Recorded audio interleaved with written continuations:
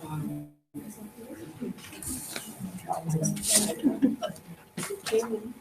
evening, ladies and gentlemen, and welcome to the January meeting of the Ontario Genealogical Society, Essex County branch.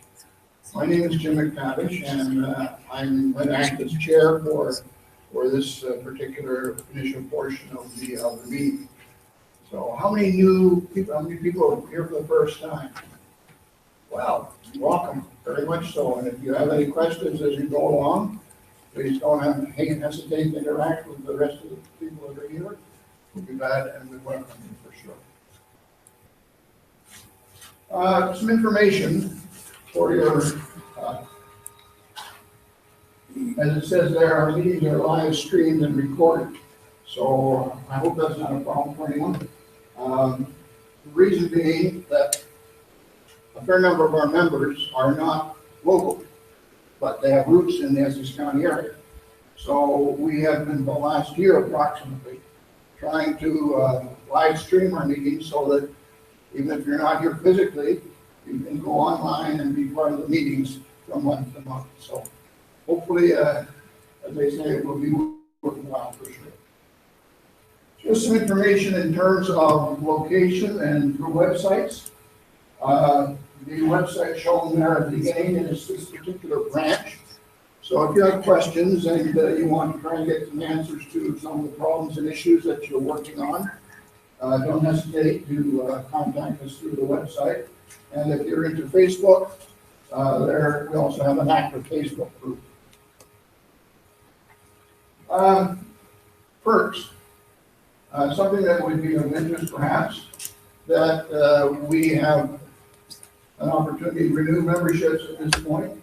And OGS is very gracious in that they have will provide, if you're a starter member, a subscription starter package for Find My Pass free.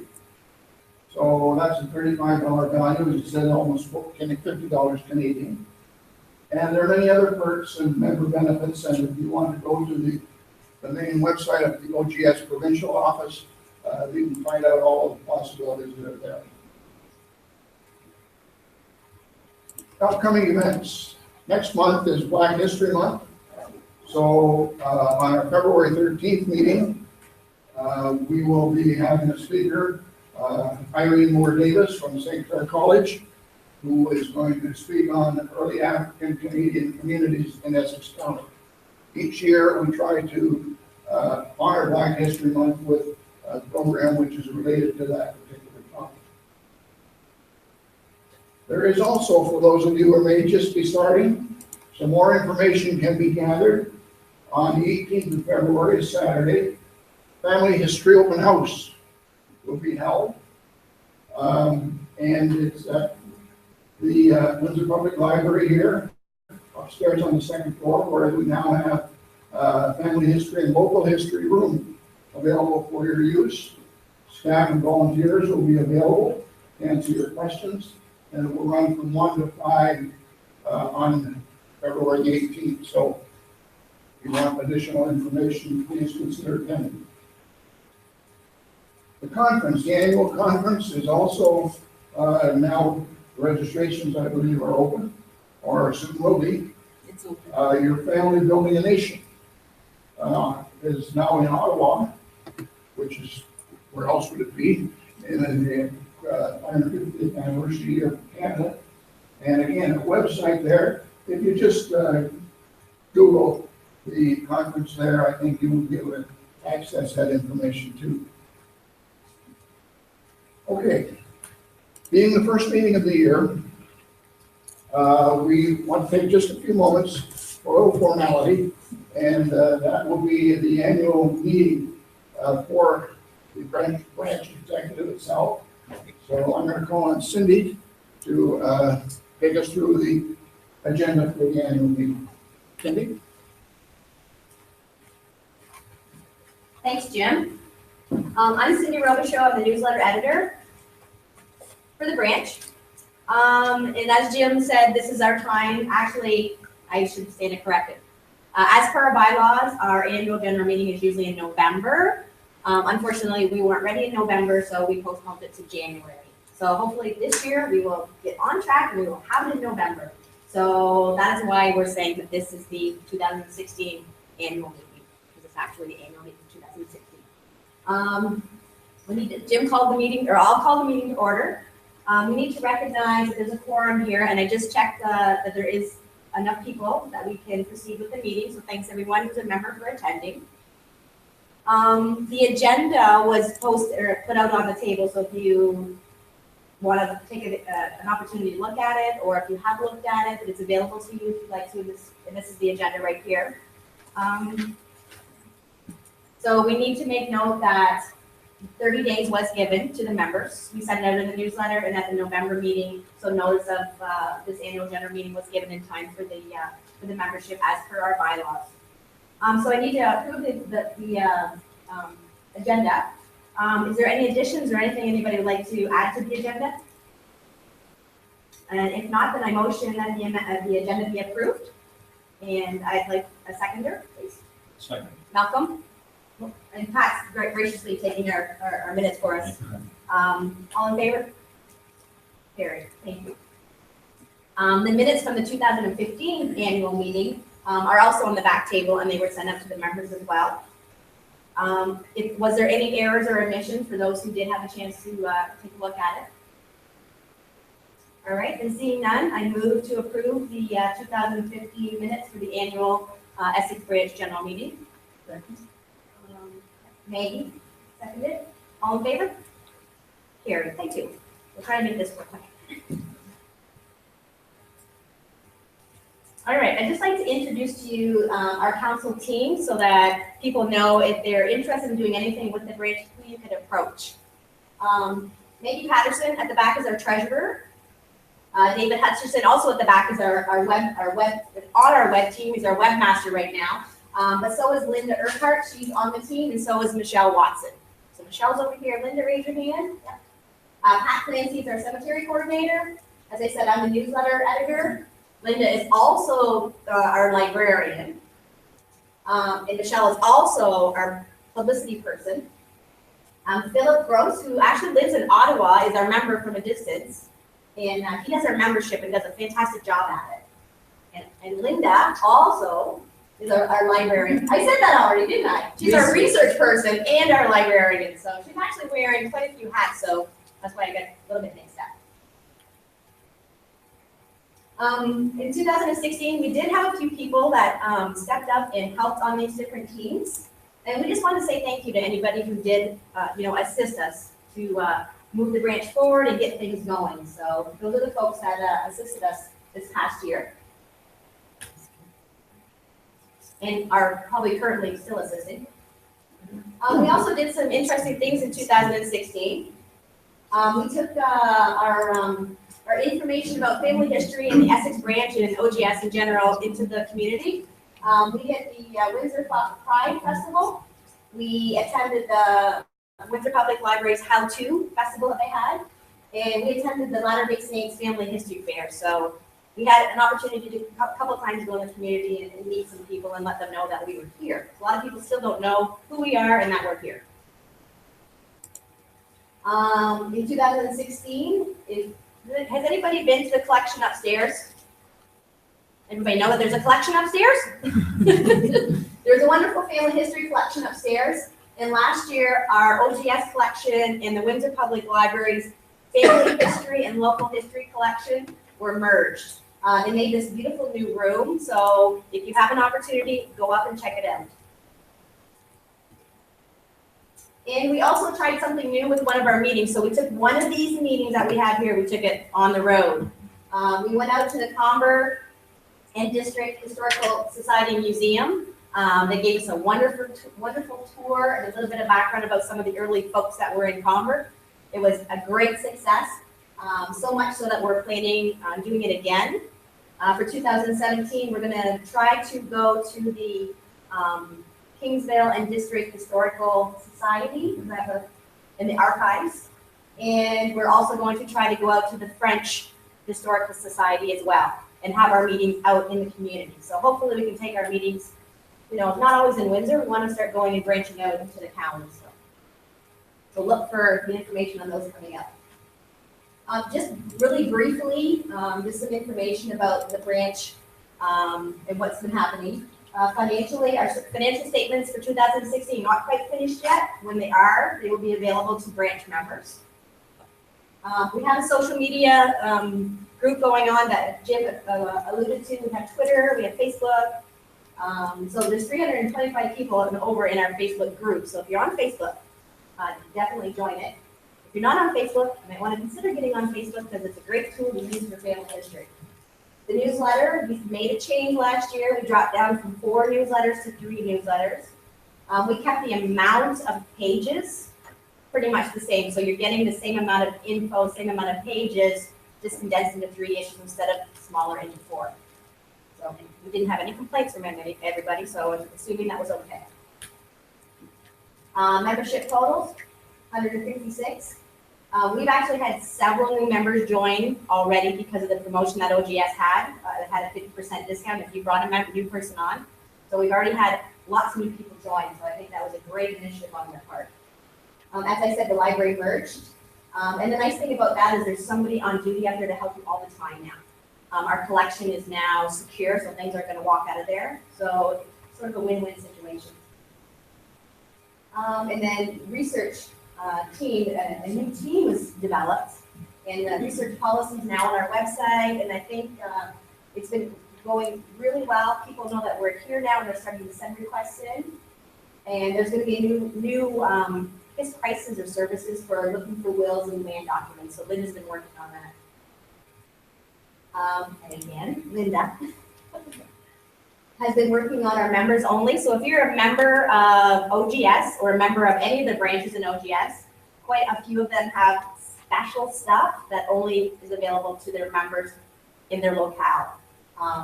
We really focused on our members only last year, and Linda was one of the leading forces in getting a lot of stuff scanned and up into our members only. So for example, if you're looking for our cemetery records or census records or family histories, so we scanned them, anything that was in copyright and with permission, and we put them up there, so they're available. If you're not a member of the branch, you can still go to the members only, just outside the members only, and there's a big database or a big inventory of actually what's in there. So you can take a sneak peek, and it tells you the things that she's been putting in there. And every time she puts something in there, we try to say, hey, guess what? We put something new in there, so take a look. Cemeteries, Pat and her team have done some transcribing and some indexing. St. Peter's in Heavenly Rest is completed. It should be ready in 2017, and then 2 other sections in Heavenly Rest were also completed. They were very large sections, so thanks a lot for continuing on with that. Okay, so now this is actually the official part.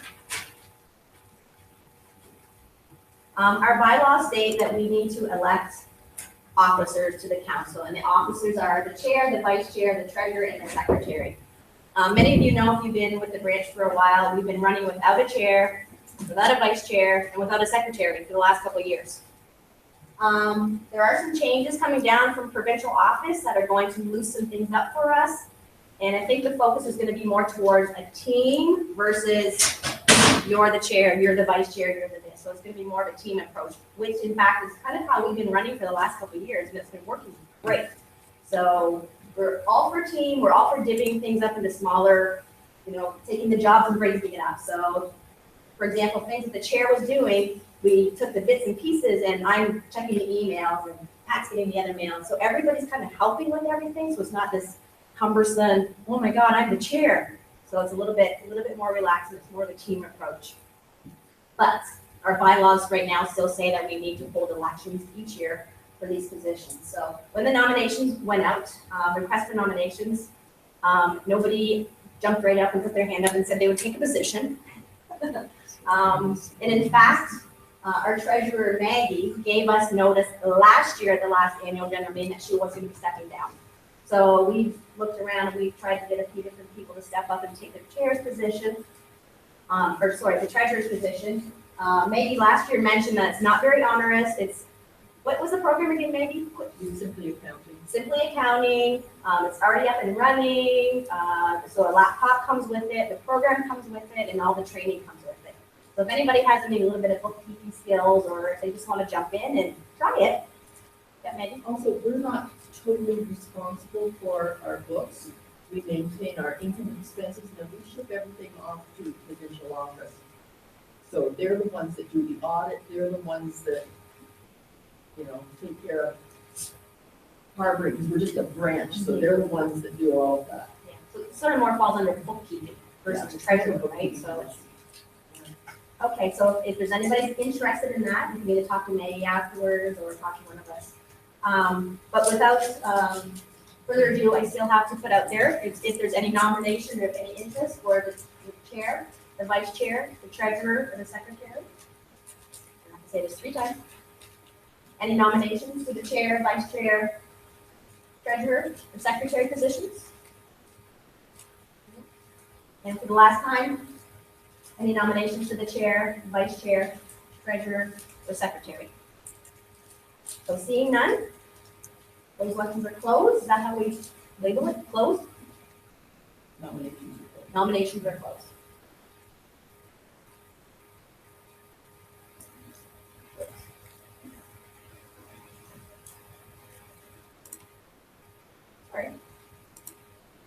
All right, and we also have the present committee chairs, team leads. And so there's somebody pretty much for all these positions that have been helping out on the team. Some have more than one person doing it. And again, we're looking for people to join the team. So again, you don't have to jump up and say, oh, I'll be the something chair. We're trying to get a team going to assist and to help. So there's all kinds of things to do.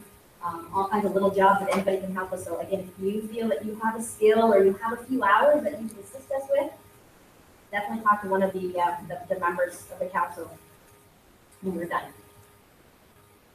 That's anybody right now says, I'd like to jump on because we'd gladly have you.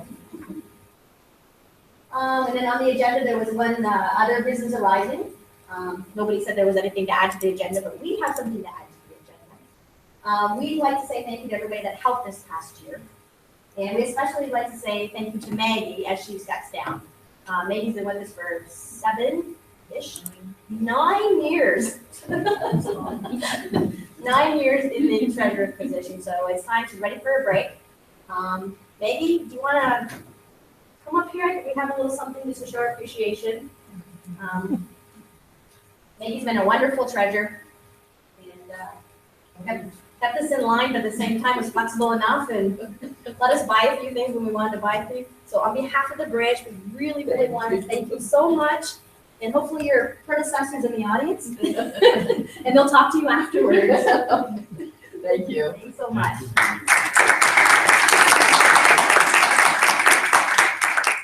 If there's nothing else, I call for the adjournment of the 2016 annual meeting. And I have a seconder, Deborah Honor. All in favor? Carried. Yes. There you go, sir. Oopsie. That wasn't very painful, was it? Okay. We've been tonight's presentation, as it was advertised, writing your family history and memoirs, and Betty Garrett and I will be sharing some of the thoughts that we had as we were going through this process. And hopefully, if you're thinking about doing this for your own family or your own memoir, that you'll find some things useful to you as you begin that process, or as you continue, or if you've been working on it for a while, some ideas perhaps that you had not thought about in terms of the process. So that's basically what we're going to do at the present time. And as it says at the bottom, don't forget to renew your membership if you have not, or consider joining, getting to join family history. Okay, so into the presentation at the moment.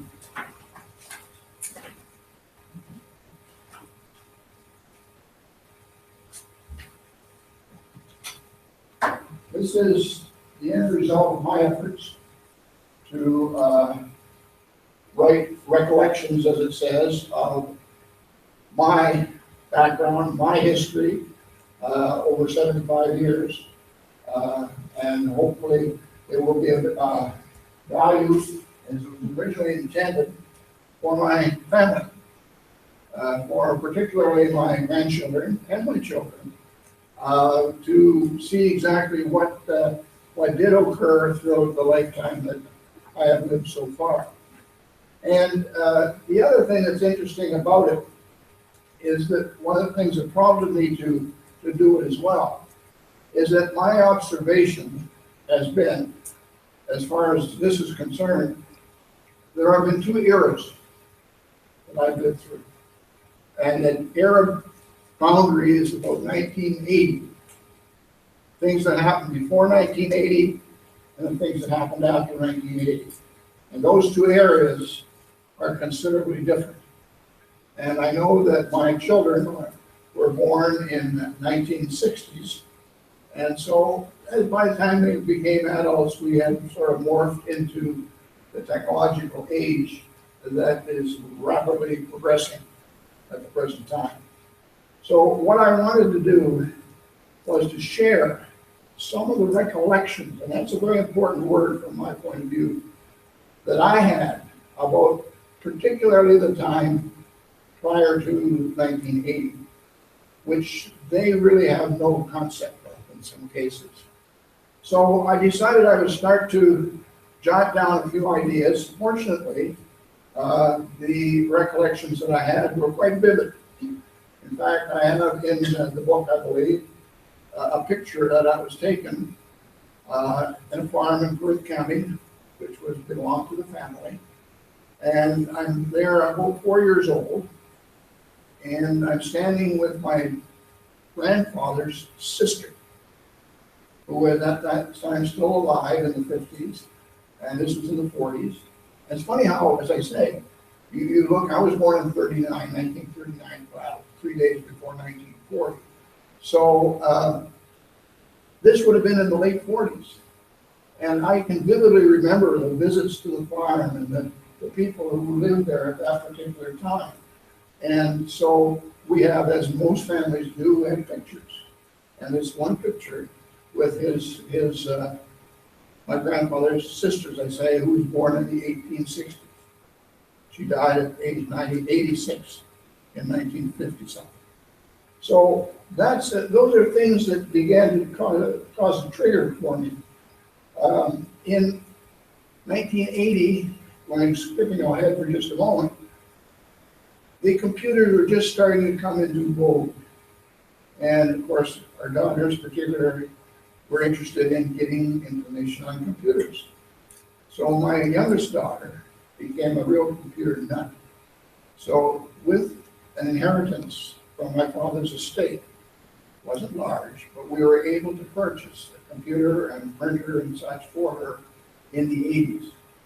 And from there on, she and her husband own a computer software business. So it was something that she was very much into, and it helped her considerable amount. The other thing I think that's important to recognize is that I'm sure we've all experienced this idea. I wish I had asked about when my grandparents were alive. I wish I'd asked about this person or that event, whatever it may be, but we didn't. We didn't do that. And unfortunately, a lot of the details are lost that they could have provided to us. Most families, as did mine, took a lot of pictures. And the pictures, in many cases, are invaluable. Even the most recent pictures. Because of the possibility of now, it was very difficult at the time earlier to do anything with them, to transcribe them, to put them into a book and so on. But now I learned how to do this, and I'm not computer literate by any means. You scan the picture, put it into a file. When you're ready and where you're ready, you just click on insert that picture in the file. That book is full of those particular pictures. But fortunately, we had those available to explain some of the things that I was putting into the book, to illustrate some of the things. It's by no means an exhaustive recollection. What I tried to do was to deal with the things which were a bit unusual if you wish, compared to the modern day. I remember 25 cycle electric current in the light bulbs. And when the light bulb was on, it flickered because a 25 cycle didn't have enough to not flicker. The coming 60 cycle eliminated that flicker. I can remember standing out in the 60s when they first set up air raid sirens that they were going to have, and they were going to test them every Saturday morning. I didn't know what an air raid siren sounded like, so I went out across the street from my house and stood against the lamppost as noon approached. I heard the air raid siren. Our children, our families today don't know what that is like. We used to shop on Ottawa Street, on Old Avenue. We used to go to those different places to buy things. And I was driving up Old Avenue on the river about a week ago, and coming all the way up because we live in South Windsor, over the overpass and into South Windsor. And as I crossed the Tecumseh Road, I'm thinking, wow, there's nothing there. We used to go to that's where all stores were. It's a different environment, certainly. But our children don't know what it was like. That's why a lot of the pictures that are there make sense and illustrate. Wyandotte Street. We lived at 234 Hall, which was just 5 houses from the river. When the railroad tracks were there, the yards were shunting there. I used to go down as a young boy and sit. There's a little raised lawn at the bottom of Hall Avenue. I just sit there and watch the trains go back and forth, watch the boats on the river, the freighters, the passenger ships. Can't do that now. I mean, it's granted, it's beautiful, the riverfront, but it's not what it was. And I think that's important to share that kind of thing. I think that the thing that I wanted to do particularly was that these are my recollections. And I took an Elder College course from Lloyd Brownjohn, who's the director of Elder College, on family history recently. And he made a very important point. And how do you get started? You just start.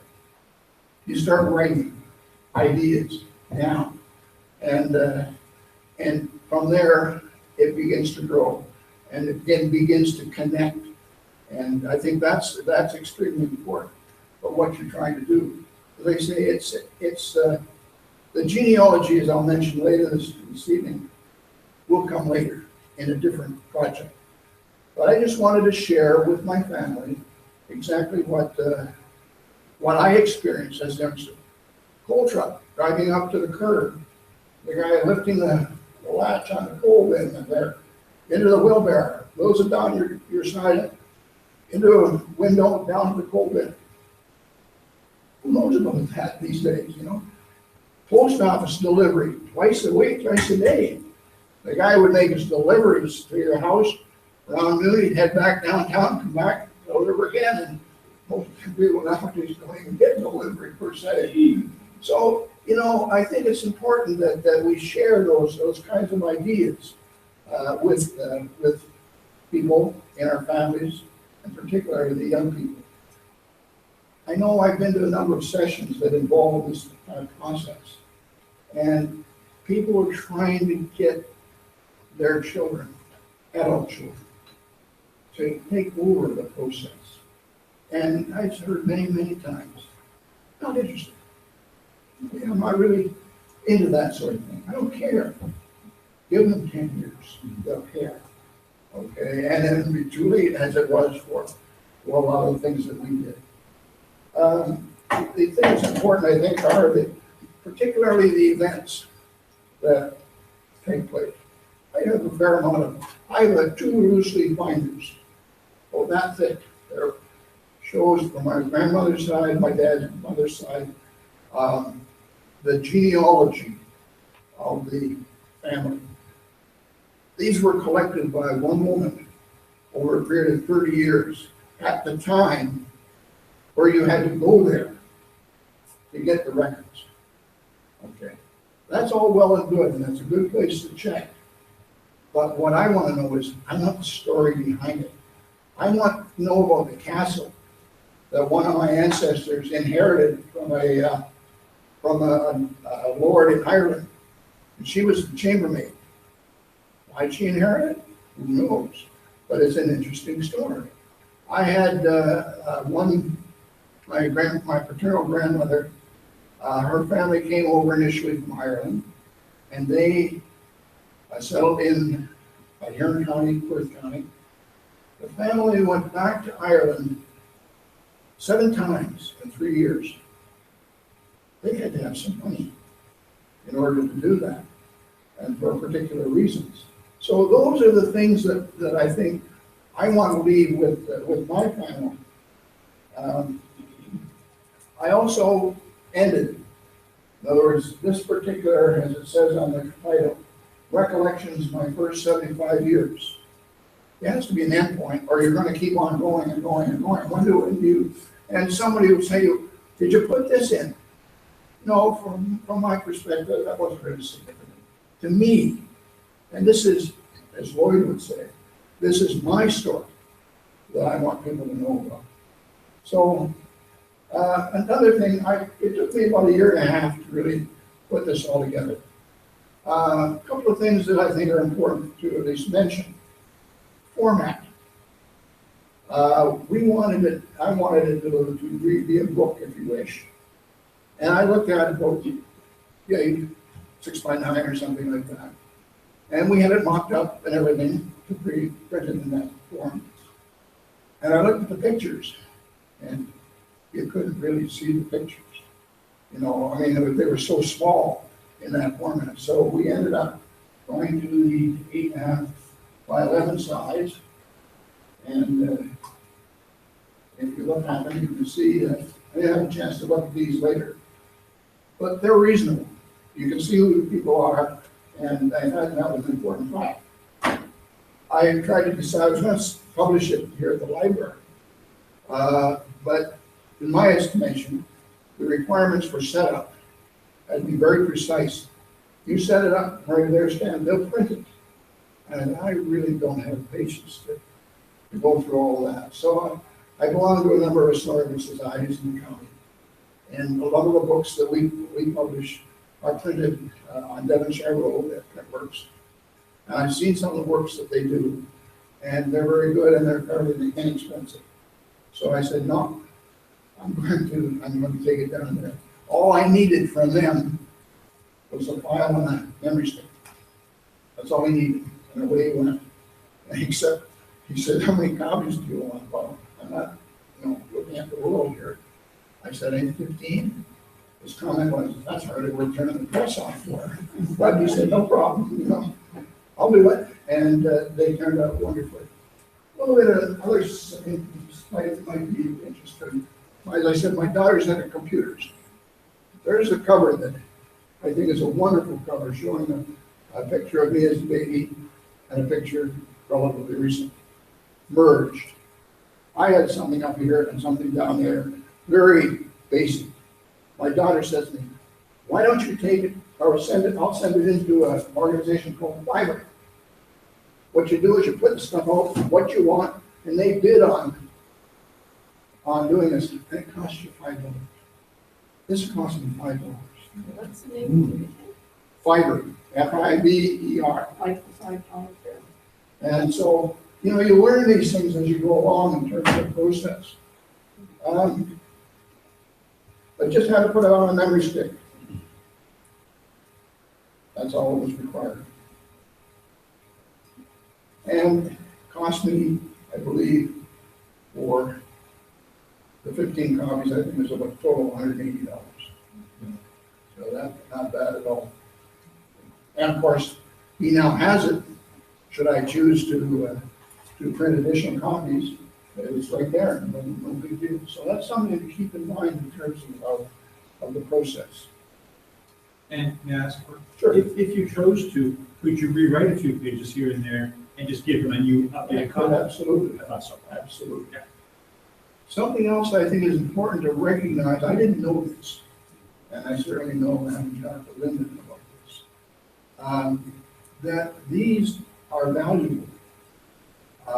This gentleman, Dr. Lloyd Brownjohn, his family, years ago, put a hardcover book of their story together. And they submitted copies of this to the Library and Archives Canada, who sent back saying, thank you so much. We wish we could get more of these individual stories in the archives. So something to think about. If you are concerned about sharing it, then that's something, and even the local library, the collection that we have, would welcome these family history stories.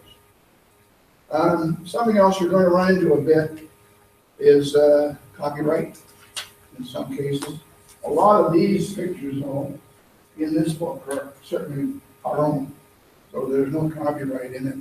But some of the scenes that were taken, Ottawa Street, Wyandotte Street, Tecumseh Road, that sort of thing, I have to thank profusely Chris Edwards from Walkerville Printing, who has done a lot of books that I'm sure you're aware on the local scene.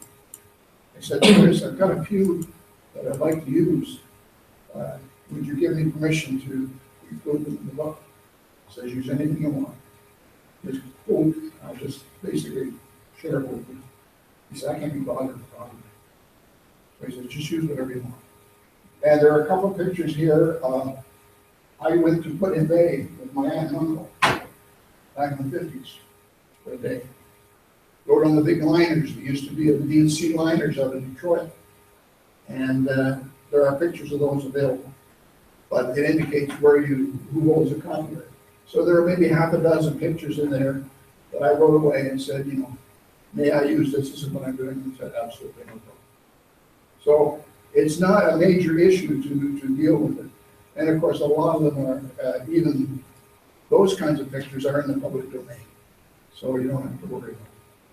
But I think the pictures make the book as well as the individual stories. So that's basically how this came to be. But I'm not done, because I'm in process now, beginning the next phase, if you wish, of the process. I'm going to write, hopefully, a family history. I'm going to take my dad's ancestors and go back as far as possible. They came from Scotland, immediate ancestors, in 1845, and settled up in Perth County. So I got relatives from there. Okay, and as I mentioned earlier, I have recollections of visiting farms, cousins, aunts, uncles that I'm familiar with. So those, I want to go into those stories as well. So I'm going to be talking about the ancient Scottish traditions, the tartan that we have, where this came from. Believe it or not, this sounds interesting. I found most fascinating. The McTavish name is an old Scottish, actually they came from Ireland originally, and go back to the Picts and the Celts in early England and Scotland. But the McTavish name is how should I say, if you do it phonetically, comes from a Scottish McTamas, the son of Thomas. Okay, and phonetically it comes out as McTavish. And it's the son of Thomas. Believe it or not, the clan at one time began to use the name Thompson. Thompson. So Thompson, son of Tom. I didn't realize that. So anybody with the name of Thompson could very well have similar or the same ancestors I have. Those are the kinds of things you learn as you go along.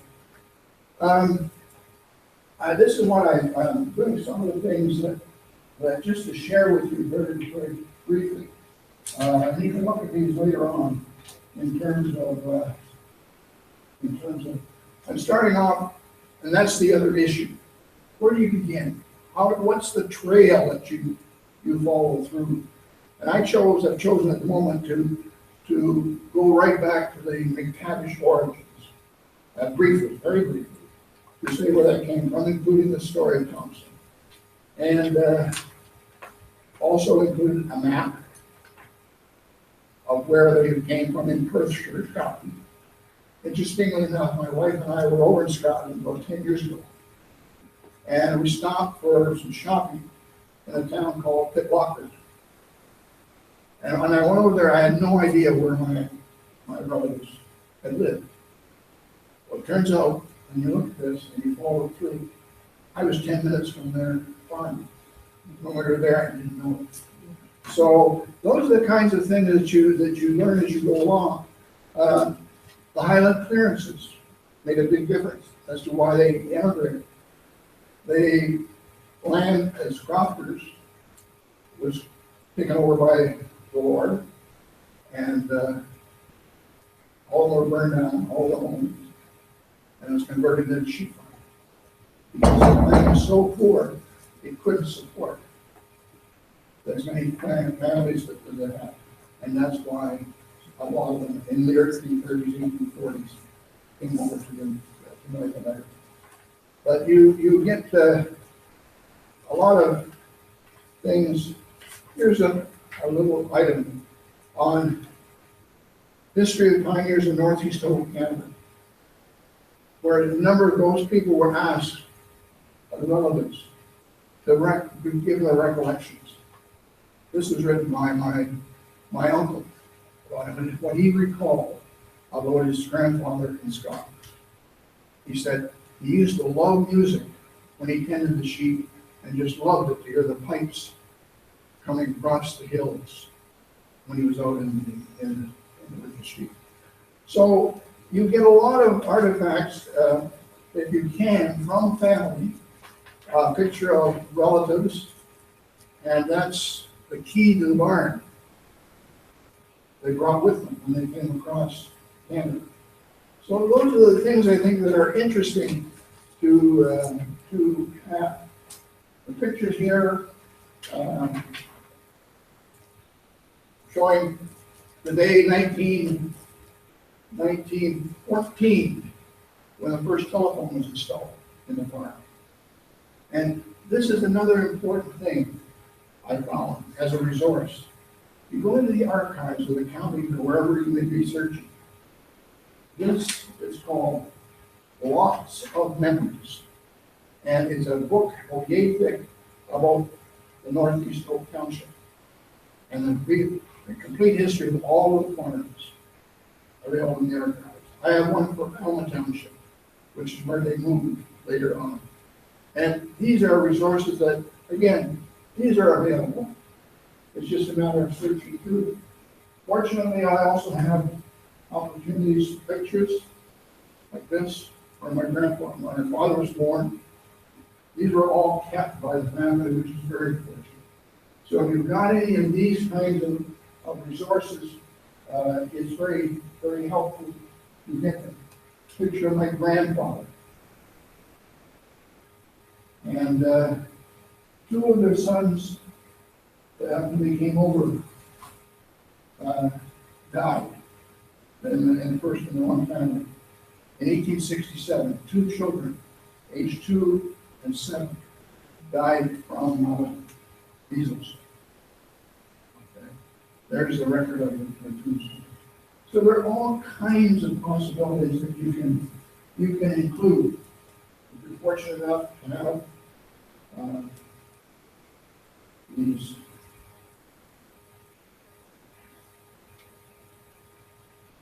funeral cards.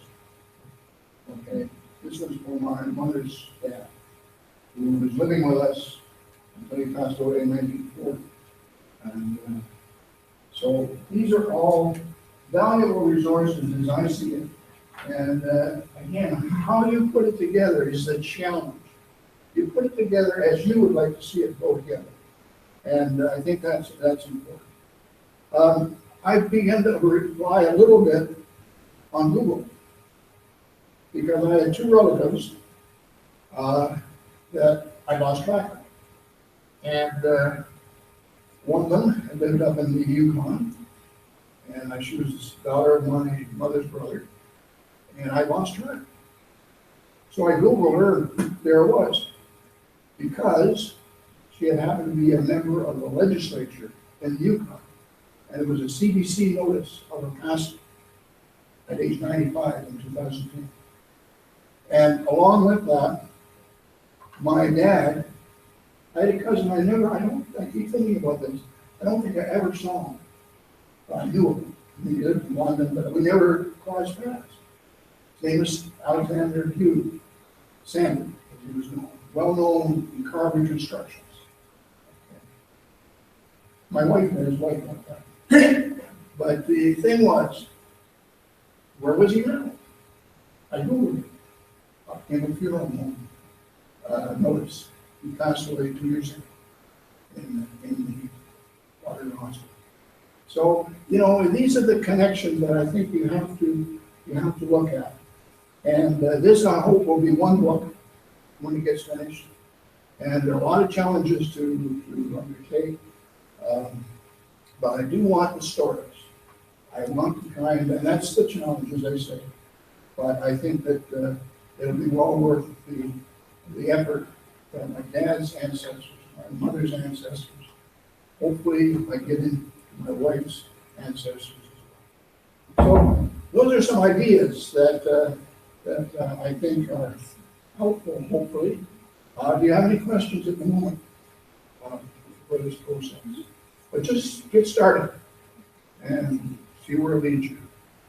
Jim, I think the Library and Archives Canada has got a special 150th request for family histories at this time for the 150th anniversary. Thank you very much.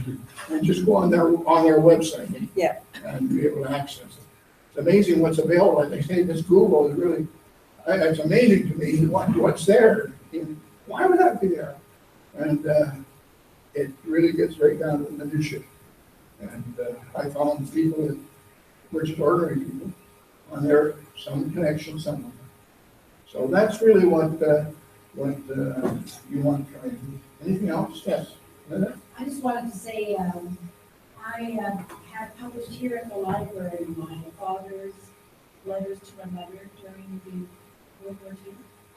And I did actually find a very positive experience with the lady that runs the publishing for the library.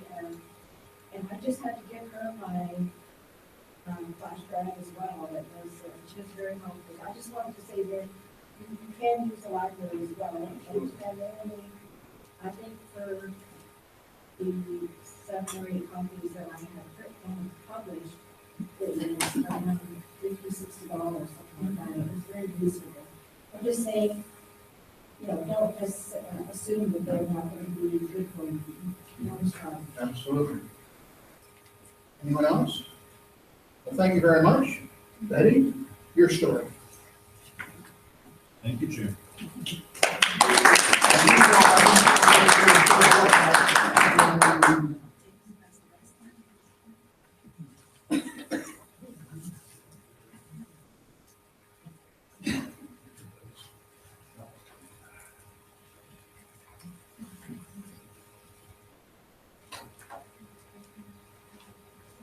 touched on a number of things that I have gotten of you. I started genealogy about 40 years ago, just as a hobby, and it's still a hobby. I'm not professional, there are people in here who could surpass me in many fields as far as research and things like that. And I started when there were no computers, no internet. I took my 4-year-old son to the library, sat him down with some books, I took a microfilm reels, the city directories, my husband and I kept cemeteries, and that's how I started everything. And all this 20 years ago. And I found that back then, of course, you went to the phone book, city directory, she wrote to the book when you wrote back. That's how I got started with a lot of mine. And in the printout here, I have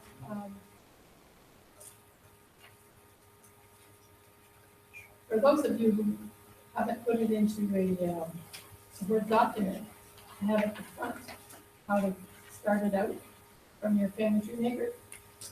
and how to go about, and like if you just print it off from Family Tree Maker, it's like this. And then when you do follow the directions, you get into something like this, or into a Word document, which is much easier to play with, to add, subtract, edit, that type of thing. Now, for the stories, like Jim said, stories are really important. I love the stories mostly than actual names and dates and things like that. When you're writing a story, if you figure out the time period when they came over, or as far back as you've gone, when they came over, this is my husband's family, he did came over from Ireland. And I went and researched books, got a picture of the ship that they would have come over on, a little bit of a story as to what life was like on the ship coming over, the provisions, that type of thing. So it all makes for interesting reading.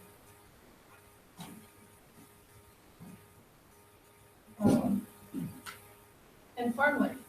I went and read books on farm life and sort of wrote it in my own words, but I ended up with 2 pages. This is what it was like when they got up in the morning and what the women did and what they type of and I was able to go back to the farm, which had been sold in 1909, and there was no buildings or anything left. But the man who had bought the farm, his grandson still lived in the house next door.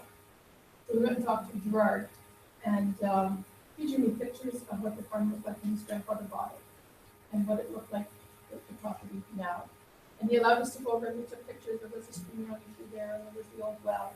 So I was able to get just those pictures because what had happened when he sold property, or bought the property, he had all the buildings removed. So there were no longer any buildings left.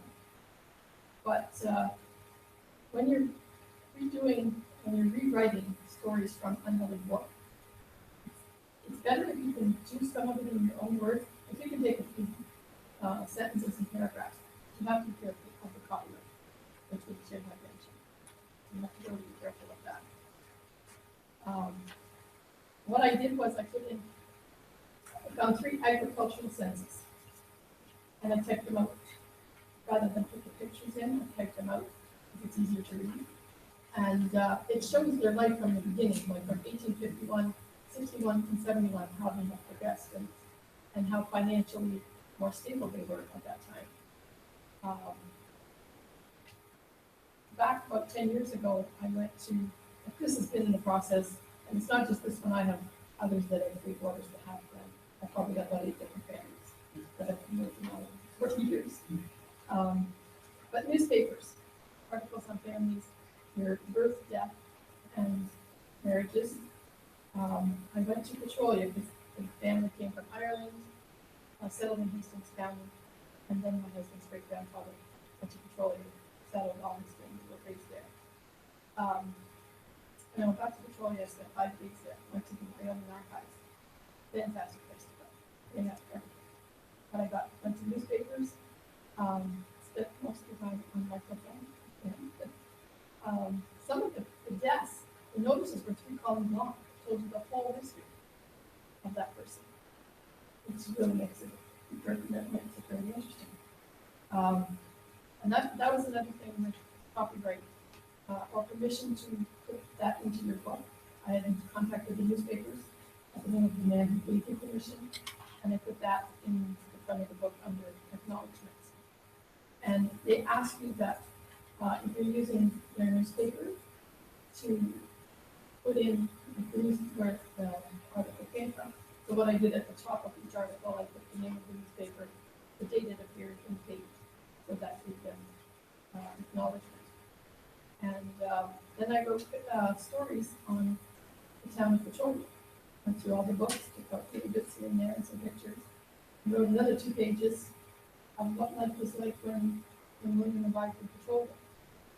And there was a picture of the town approximately when he arrived there, and then another picture when he passed away in about 1929. So it just kind of shows you what the town looked like from one period to the next. there again, you write it in your own words, you don't have to worry about the copyright or getting permission. If you're going to use, like I know when my cousin printed our Fleming book, there was an article in Garden Gateway Canada, a whole page. And so she got permission to put in that whole article, just this description. Of course, you write to family members and get their information on their children, parents, grandparents, whatever they have pictures. And this can take several years. Because nobody responds to you.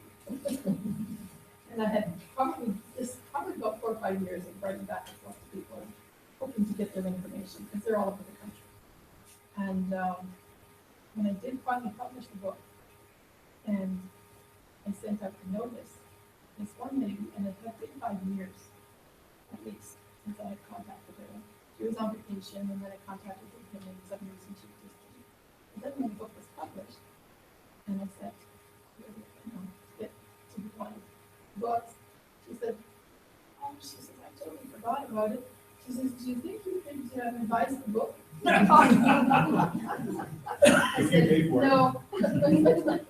Start revising the book, then you have to change everything when you put the information all the way down. And I felt bad afterwards because she wrote 6 books. I mean, there was some information, but not the latest information. And then citing your sources. Of course, that's informative to yourself and to the people reading the book. Most books have their sources where they have a little number beside, like the depth or whatever. And then you have to go to the back of the book to get that information. Well, I found that was time-consuming and frustrating. But every time you find something, you got to go to the back of the book. So I showed what I had done with mine.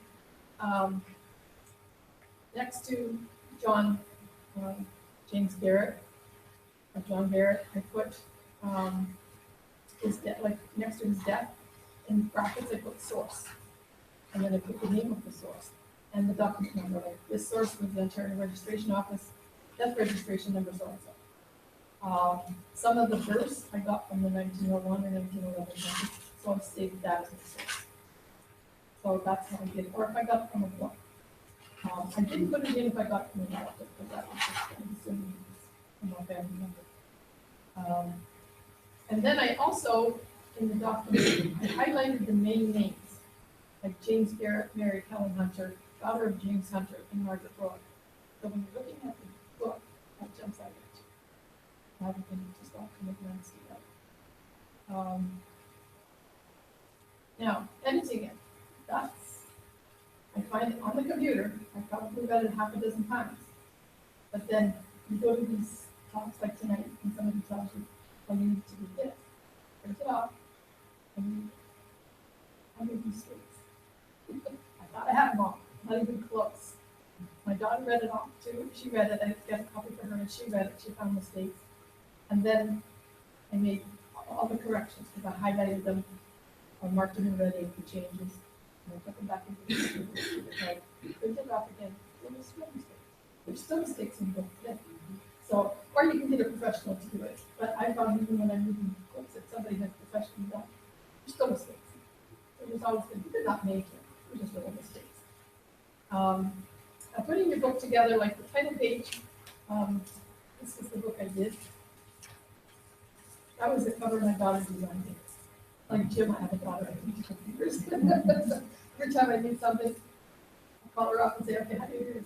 And I have a binder. Okay, like this one, how to go from your family tree and to put it into a document. I called her the other day and I said, hey, I have a quick question. She says, with you, it's never a quick question. No, it's not. She designed the cover and she put in pictures, all these pictures are in the book. And so are all these pictures, and then she did a little write-up on top of it. But, like your title page, and then you always need the next page done, because it makes for a nice looking book. And same with your acknowledgements. And then I put copyright at the bottom. Comments. And then, of course, I put a map as to where people come in Ireland. So that let me put this back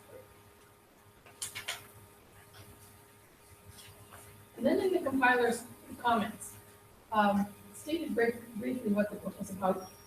It stated the number of generations and how many direct descendants, like 253 direct descendants in each generation in this book. And it gave an example of the direct line lineage, which is on there's always a number beside each generation. And this year I just did the 5 generations. Ron is number 5, Hugh is 4, Willard is 3, William is 2, and John is 1. And it shows that Ron is the son of Hugh, who's the son of William, who's Willard, who is the son of William, who's the son of John. So this kind of gives people an idea of how everybody gets together. And I found if a child was married and has children, then when he's listed under his parents, I just put his name and birth date. Now, if the child is married but doesn't have any children, or they're not married, then I kind of left them under the parents. But I also put in pictures or stories or whatever. Because if you put them into the next generation, they really don't, there's no children, so they don't really belong into the next generation. And when they do have children, when it comes up on the page, it has a little cross beside it. So that shows you that that person is in the next generation with his children, you know, and all the stories and pictures, whatever you have. And I made a personal name index and a photo index, so that it was easy to find it. I got even a picture of your grandfather or whatever in the book. ISBN numbers. And I was told I didn't need an ISBN number, so I just published it for personal use. But you should have them. They're being sold in stores or being sold to public. It's very important that you do the ISBN numbers. You can get a free ISBN number by going to ISBN Canada and Library Archives. And before you publish your book, you need to decide who you're going to sell it to. Because as all personal information is subject to identity theft. So if you're just selling it to family members, it's not a big problem.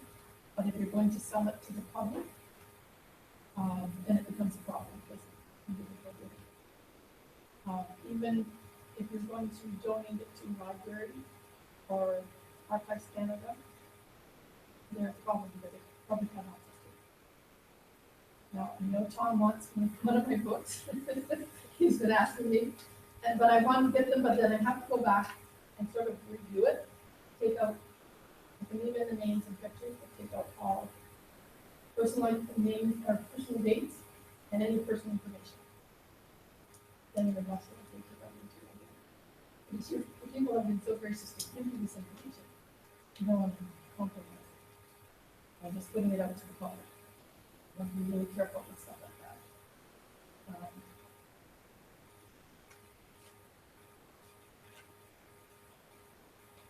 Now, publishing your book, a friend sent me an email for this publishing company called Author's Best Friend. Now, I read through it, but I found some very interesting information on publishing your books. It talks about how large companies make promises that they don't always keep. So I would suggest going on that website and just reading it. It is very informative as to you know, how they cash $1,000. They tell you they're going to have 7 books and they don't. So it's very interesting reading. There was a question in book cost, and it stated that depending on the size of the book, it would be cost between $250 and $450 US dollars. I assume it's a US company.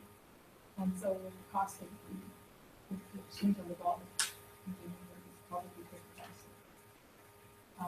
I published my book here at the Windsor Public Library, and I found them very helpful. Now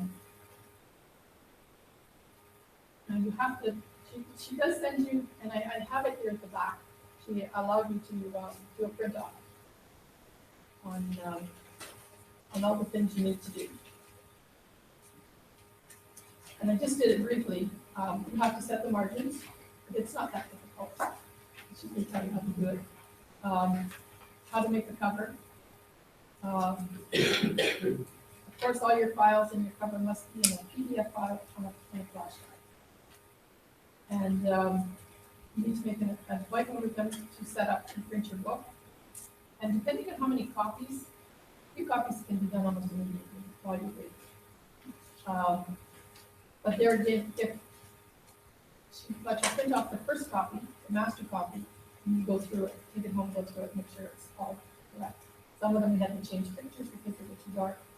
Some of them stuff was right at the very edge where the pictures look moved over.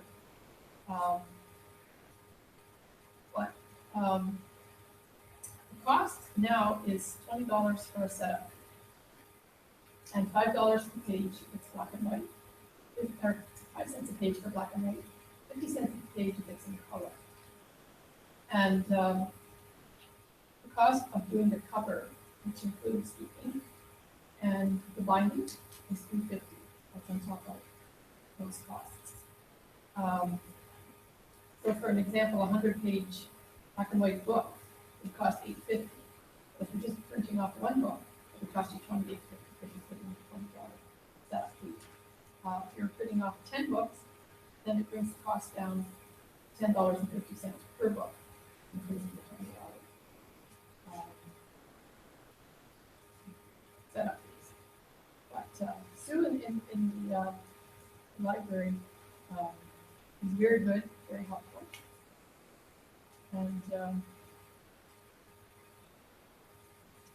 this is when when you've got it all done and you've got your copies, you've finished your master copy, take it to the post office and get a price on how much to send for one book. And you need to get like many different addresses if you're sending to Ontario, other provinces, to the States. So you need to get that information. So that when you send the order form, you have all of that written out, and you know how much it costs. Now, I did go with, I just put it in as an individual book. Now, some people ordered 3 or 4 books or 2 books, but I didn't change the postage. For all the time and money I put into it, I just put it all as it cost. Say, if I did them individually, set them together in a package of 4 books, if the postage was $10, I would give them $40. And put 4 books in the package, it comes out to be $15. So you can't get that. But I figured someone had told me, well, you need to charge how much you put into the book. I said, you didn't get it. All the photocopies, all the traveling you've ever done, there's no way you could afford to make the book. It used to say $2 a page for his handwritten copy of whatever it was, a document or a picture or. Oh yeah, because I used to go to the Latter-day Saints, and you could copy, it was $2. And you got 2 or 3 different things on it, and it was still $2. And then, of course, I went to petroleum and stuff 5 days, which was, I enjoyed it. It was worth the money I spent on it. Now, when I checked with my bank a couple of years ago, NFS checks, the fees are charged to the person writing the check. I wanted to make sure of that before I said that. Or you can use PayPal. And I just put checks in money orders. Now, on the back, I did a sample order for it, just so you give you an idea of what needs to go out.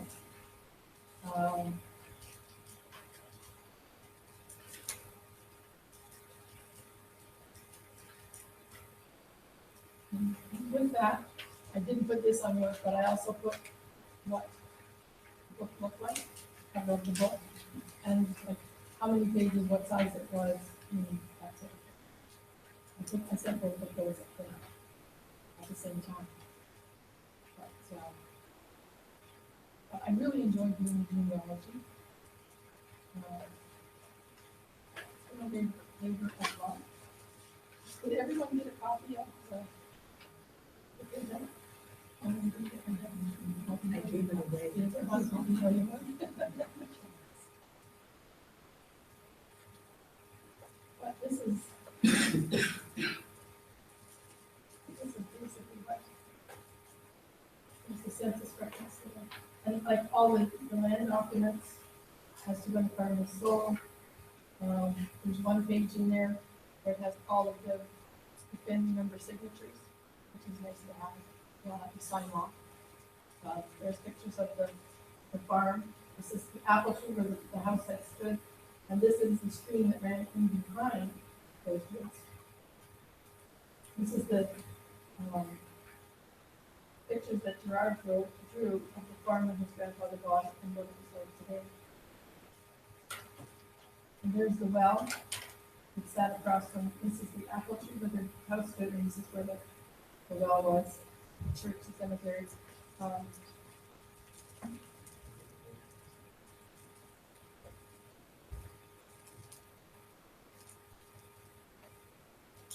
Next door, there was one boy that left home, and they knew he went to a lumber camp in Michigan, and they heard from him a couple times, and then nothing. They did nothing. And so I just put in a picture of a lumber camp. But this Gerard, his grandfather bought the farm. About 3 or 4 years later, we got a letter from Gerard with documents in it. And what it was, this John that left home, and they couldn't find out anything about what happened to him. And Mr. Corrigan, when he was buying the farm, he wanted to make sure that John wasn't coming back into the picture. Because John left home about 1870, and this was 1909. It was quite a few years that passed. Nobody really heard from him. And so he had them write affidavits with all the existing brothers and sisters. Write affidavits as to the last time they heard from John that had taken place. And a couple years later, I took this big envelope, and when Gerard's uncle had passed away, up in the attic, they found all these affidavits. So we sent them copies of them. So you never know where you're going to get your information from. And this particular branch of the family, it was a Kimberly family, with Jane on the deed. It showed that Jane Garrett had married Kimberly. And so the one I had gone there, gone to the church where the cemetery was. And that. And there's Kimberly and you may not watching this comment. He said, "Well, you gotta stop. You gotta talk to this man." And so I talked to him. He's about 40 years old. He says, "No." I said, "Ever his name?" He says, "Oh, I've got a cousin named so and so. He's a lot older than I am." Well, you haven't told his name. And he's the grandson of one of the children that he married. And he had his mother's Bible. And in the Bible, I have a picture of it in here. I'll take a picture of the page in the Bible. Jane Garrett married Joe. So that kind of gave me the thing. And they had pictures of Jane and Charles and their children and some of the grandchildren. It was a wealth of information. So you never know where you get your information. You stop at Upside. And everyone that knew that. I thought I was crazy, but we got what we wanted. And he always took his camera whenever we went somewhere. Took his camera and took pictures of all this. Is there any questions? Yes. Yes, I was wondering about the, I wanted to put a picture of the census. The place where I'm getting the census picture now is for Ancestry. And it says right on there, when you're looking at the actual image, that it belongs to Library Archives Canada. So can I use that picture? Is there a copyright issue? Do I have to? I'm not sure with Library and Archives Canada, but you could email them and ask them. Real simple. And then I'm sure it's okay. But I have to take them all. I've taken the information that I wanted. I mean, those things are so old that I don't think there's a copyright. We've acknowledged what came from. Yeah, just acknowledge that that's what you got it. And that's basically what most people are asking is to acknowledge if they give you permission. Just acknowledge that you've got more information. But I still have something about my books. Somewhere down the line. Most of them are half before. So I'll leave this up here if anybody wanted to. Yes. It says here we're donating the library or to the archives. You're opening yourself up to again do that? Well, you're opening yourself up in the fact that when you're donating that book, because they're going to make it public to the public.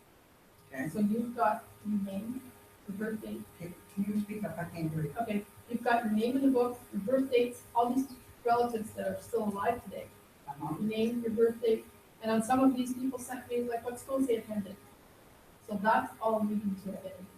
I mean, if anybody wants to feel my identity, they can, they'll make a donation. No, but I'm saying, yeah, but you don't want that, trust me, I had identity theft about 3 years ago, and it's difficult. Because what it was is someone in Brantford had opened Visa account in my name here in Windsor, and went to the States and charged $1,700. Well, the bank went good for it, because it was the same bank that I dealt with, but I had to contact the Mounties, and several different,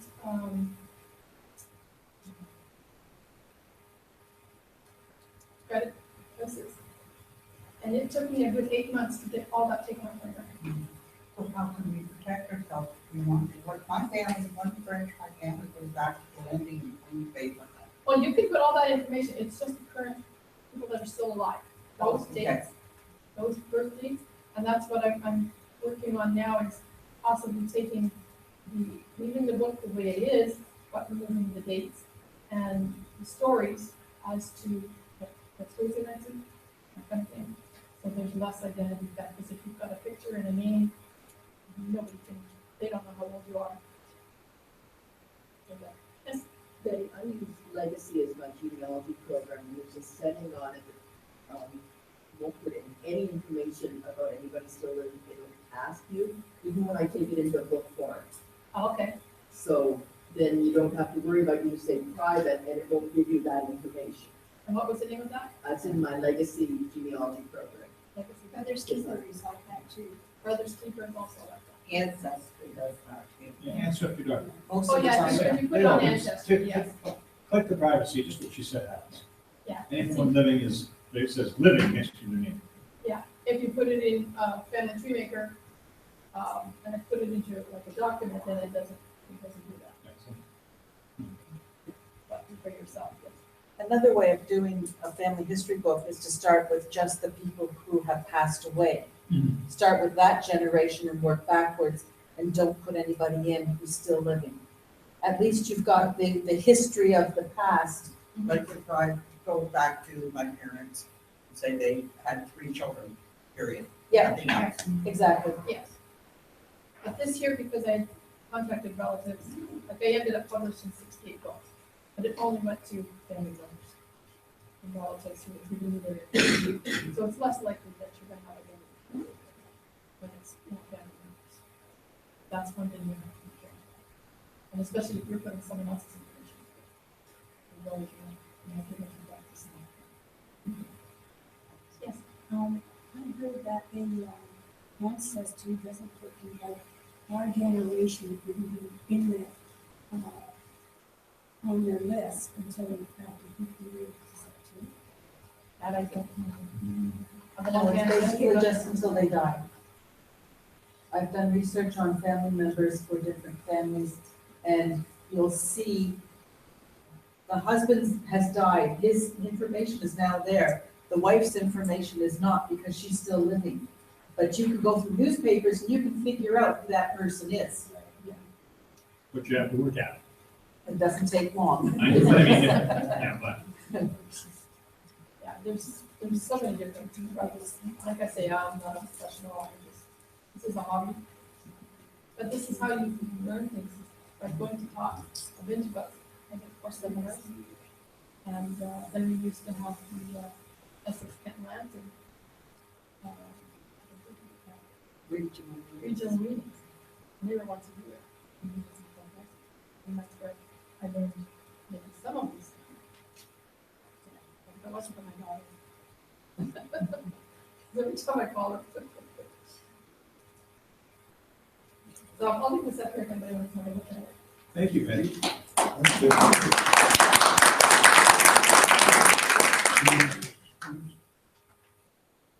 Okay. Moving on with OGS-Essex. Thank you so much for sharing your story with us. Appreciate it very much. Okay, thank you very much. Vicki? Vicki, can you come down here so we can see and hear what you're doing? It sounds like you have something great to share with us. All right. Some of you know me, my name's Vicki McKay. I have been doing genealogy for fun and because it's an obsession for about 18 years. And I know when I started out, was before all this stuff was on computers, and so I was getting bits and pieces from people. And the people that provided me with family trees that they'd gotten from somewhere, I was really, really appreciative of.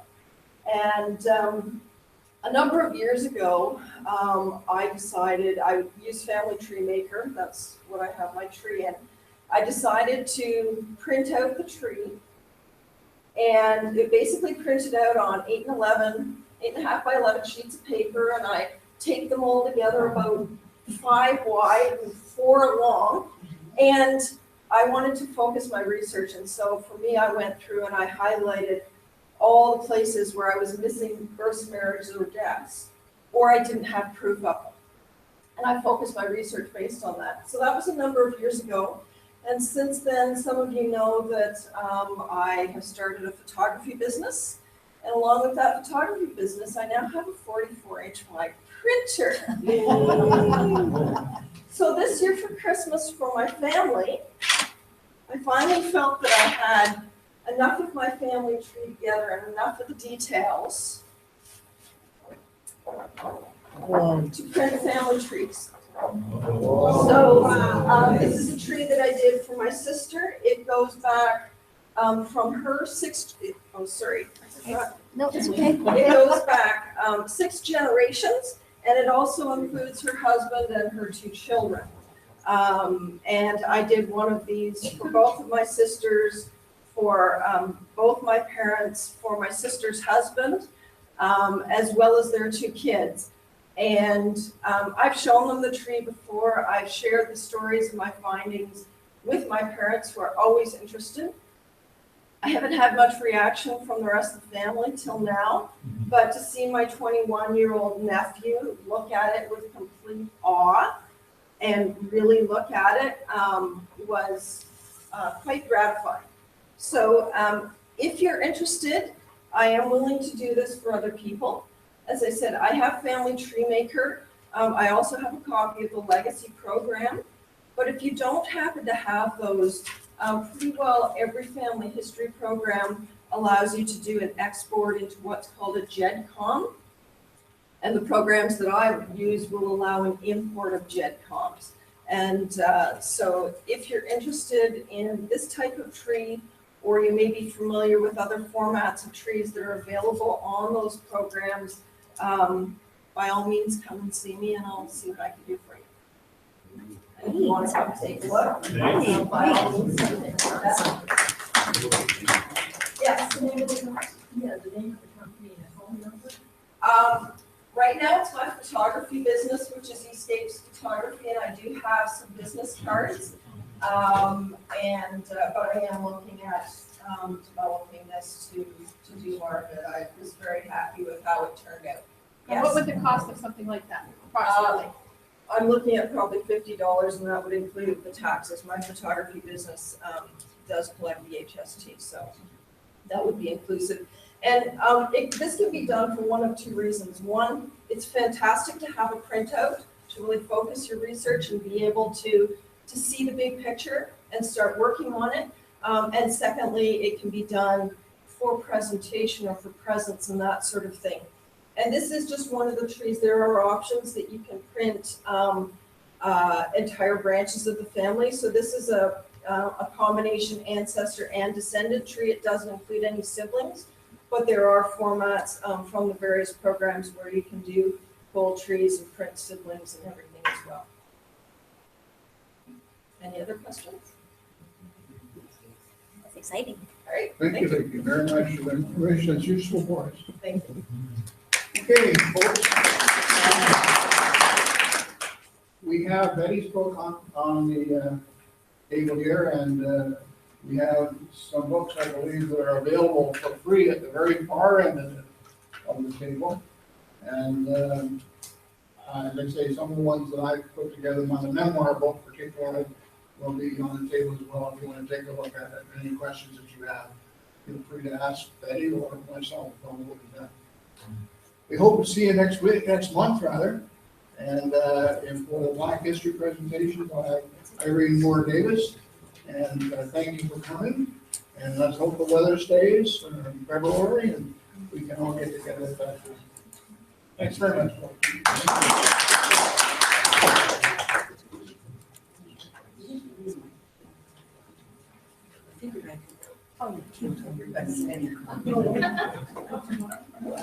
Did you want a copy, Cindy? Sure.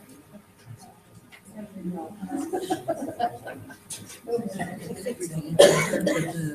401 had opened up.